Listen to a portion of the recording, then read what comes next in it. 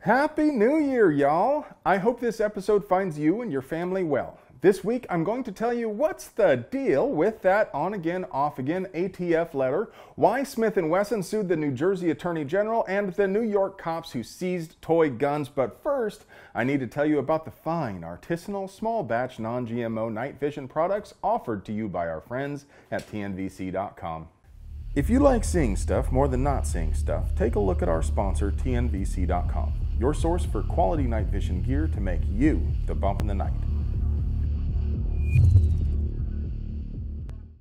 Speaking of sponsorships, Winchester is now sponsoring all of our range content. With ready access to Winchester brand free-range Winchester organic ammunition products from Winchester, we'll be able to bring you folks a lot more pews. That's 65% more bullet per bullet. Paul and I were planning to take a much-deserved break from the news over Christmas and New Year. Researching, writing, shooting, and editing these videos is a lot of work, and we really wanted to just spend some time with our families. I want my family back. But the ATF decided to throw rocks at hornets' nests. Maybe they were hoping no one would notice much over the holidays. In any case, I wrote up a script and quickly shot a video with the intent of encouraging you fine folks to add to the already enormous pile of comments. Then, just before we were to publish, the ATF withdrew the letter. Then they opened it again. Then, I can't make this up, folks, they withdrew the letter again. Despite their fickle shenanigans, the letter has about 74,000 comments as I record this. So what was in the letter anyway, and why was it such a big deal? Anytime the ATF makes rumblings, the misinformation mills on the forums and socials goes into overdrive. So first, let us dispense with any of the nonsense you may have heard. Nothing has actually happened or changed. No, the ATF didn't up and ban pistol braces. They are simply responding to pressure we have been applying to them. You may remember a couple weeks back I reported about an open letter sent by Senator Cruz and over a dozen of his colleagues to the ATF demanding the ATF develop and publish clear standards for evaluating pistol braces and determining whether a device is an SBR. Well, this is presumably a step in the ATF's attempt to do so. Letters like these carry no legal weight, which the ATF readily admits. This letter and any other official position from the ATF is simply a statement indicating what they would be willing to bring to court. This letter lists several design features which the ATF says it uses to make its determination of whether a certain device in its current configuration falls under the regulations in the 1934 National Firearms Act. Part of the problem from their perspective is there are nearly limitless possible configurations. If you set aside the fact that NFA is unconstitutional and accept that ATF has to enforce it, you can see they aren't in an easy situation. Although the NFA does not define a pistol, the 1968 Gun Control Act defines a pistol as a weapon with a short stock designed to be gripped by one hand. Now, obviously, putting two hands on the grip of a normal pistol doesn't change its design. A Glock or 1911 is designed to be gripped by one hand, but using two hands is perfectly acceptable. Likewise, a pistol with a brace is clearly intended to be fired with one hand, and placing the brace against the shoulder doesn't change the design of the gun. That is the position the ATF has held for several years after initially waffling on that point, and this recent letter doesn't say anything which would change that. The only reason any of this is even an issue is the 1934 NFA was originally intended to essentially ban all pistols, revolvers, and any other concealable firearm for everyone except the fabulously wealthy. The language about short-barreled rifles and shotguns was intended to prevent a loophole for the ban on handguns, but the language about handguns was removed while the SBR and SBS language remained. So rifles are legal and pistols are legal, but short rifles are not legal without genuflecting to the almighty state, and the only reason the ATF is obsessed with pistol braces at all is because of this pointless leftover language. Pistol braces are intended to make it easier to fire a pistol one-handed, especially for disabled people. From that perspective, braces alone make a gun less rifle-y and more pistol-y. The whole point of the straps is to better accommodate one-handed shooting. But what if I put an enormous magnified scope on the gun? I'd have to place my eye really close to the scope to get a sight picture, something that I couldn't do while using the brace as intended on my forearm. That might indicate the design features which accommodate one-handed shooting are just an afterthought and the gun is intended to be fired from the shoulder. or if the brace was installed with spacers increasing the length of pole to the point where it extends past my elbow, making it impossible to use as intended. That is where the 13.5-inch number for length of pole came from that's been floating around for the past few months. That particular number doesn't appear in this letter. It's also short enough it can't possibly apply to everyone's forearm, but the idea that a brace could be too long to function as a brace is at least rational. I'm currently working on a deep dive where I can give all these points the attention they deserve, but for the time being, the important takeaway is the letter lists several factors the ATF considers when making individual determinations, but still does not give actual objective standards and empirical measurements which an end user could apply to determine whether the ATF considers a particular gun to be subject to the NFA. The factors listed in the letter are shown to my right. The ATF maintains their position that each firearm can only be considered on its own, and despite referring to each of these factors as objective, I don't think it means what you think it means. The ATF's insistence they alone can make this determination means these factors are still subjective and wholly dependent on the whims of the agents involved. They proudly state no single agent makes the determination, but then go on to admit only 2 agents actually examine a firearm. Neat. There was a bit of good news hidden at the bottom of the letter, though. The ATF said it plans to expedite the process and waive the tax for people who wish to register pistols as SBRs on a Form 1 if they were purchased in good faith before this letter was published. However, I'm thinking if they actually came through with a waived tax, that promise to expedite applications is likely to mean next to nothing due to the flood of Form 1s they would get. But skipping the tax is kind of cool. Don't get me wrong, I'm not saying you ought to be required to register any guns. All gun control is unconstitutional. So say we all. But lots of folks get a braced pistol as a way of dipping their toe and ultimately wind up just registering as an SBR anyway. That's what I did back before braced pistols were even a thing. Could that be the real reason they withdrew the letter? Comment below. All told, this document isn't exactly Armageddon for pistol braces, but it's also not great news. I strongly encourage you to actually read through the letter for yourself instead of relying on what gun tubers tell you about it, then write a response if you are willing.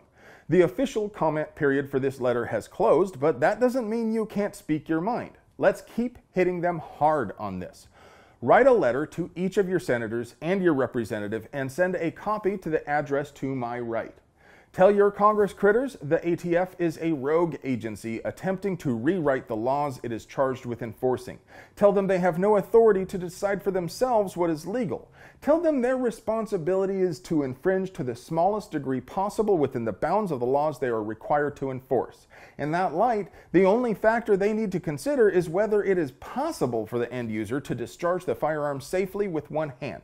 Tell them the NFA sections regarding short rifles are superfluous and unconstitutional. Insist the ATF must issue clear, actually objective standards which any end user could refer to in order to determine whether his firearm is legal.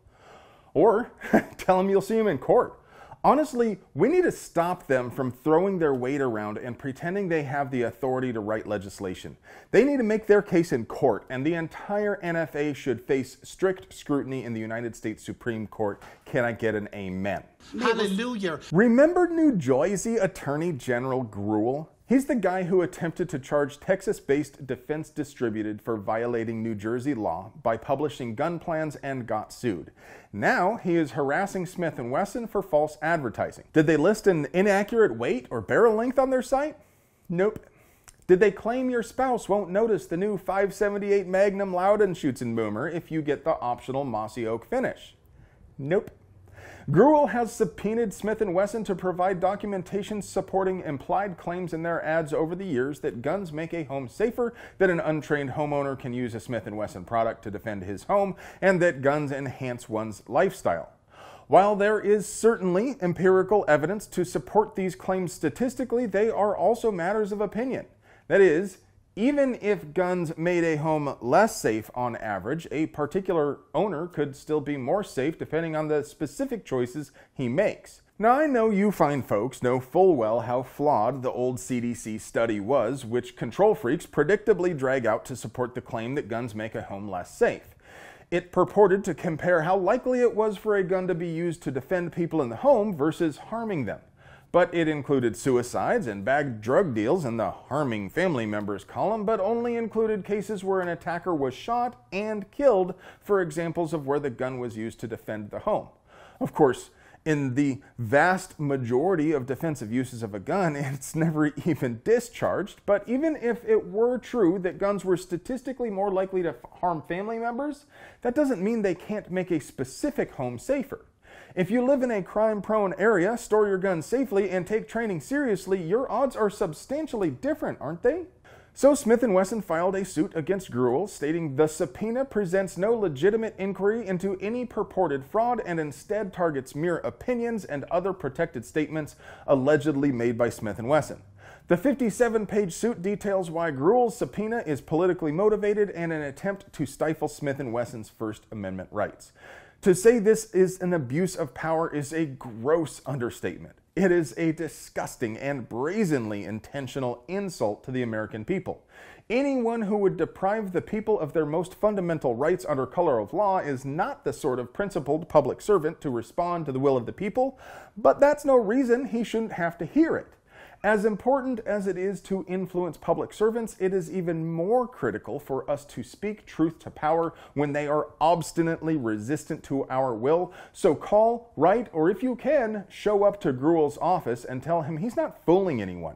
His blatantly political crusade is beyond the scope of his office, and demand that he cease at once. When you are finished, I want you to call, write, or show up at New Jersey Governor Phil Murphy's office and tell him you intend to vote against him in the next Democratic primary because he appointed Gruel. Tell him Gruel's persecution of gun owners is a frivolous and expensive waste of the taxpayers' money, regardless of your position on gun control. Tell him the Attorney General's office has far too much work to do to prosecute real criminals to get sidetracked with targeted harassment of legitimate businesses which aren't even located within the state of New Jersey. If smug and clueless organ of the state was a person, it would look like this. These New York City police officers are feeling rather proud of themselves for cleaning up the streets by arresting a woman in Queens for having a couple dozen fake guns which she and her husband rent to production companies. Yeah, these winners are legitimately stoked about saving the community from movie props. Of the 22 props seized, only one was even technically an actual firearm, although even it had been permanently disabled and could never fire a projectile. But they look heckin' rad in the tweet though, right? Neither the police nor the district attorney are showing any hint of shame in this, and charges are still pending, even though the woman was released on her own recognizance after spending a single night in jail. If you think that's insane, you should call the Queens District Attorney Melinda Katz at 718-286-6000 and ask if charges are still pending for Elizaveta Zlatkis. If they advise you they are, you should give them a hearty belly laugh and tell them bless your heart, then hang up. Honestly, what else could you really say? I hope you enjoy watching these things half as much as I enjoy making them. If you want to help us keep doing this newsish thing, please support the folks who support us. Not only does TNVC.com carry a wide selection of low-carb, fat-free, non-GMO night vision products, they also have mounts, lights, and all sorts of other gear to make you the bump in the night. And if you want to support us more directly, you can buy fly shirts like this one in our Teespring store. Or if you'd like to try your luck and see if you can win your choice of rad shirt from our Teespring store, post a comment containing the phrase, "Howdy, howdy, Night City," in the YouTube comments, and I will arbitrarily and unilaterally choose the best one. I love you. Refer to in order to determine... That's it. That's it. Nope. Nope. I'm going to have you parent through. Say hi. Hi. I'm the one making all the noise, interrupting things. I love you.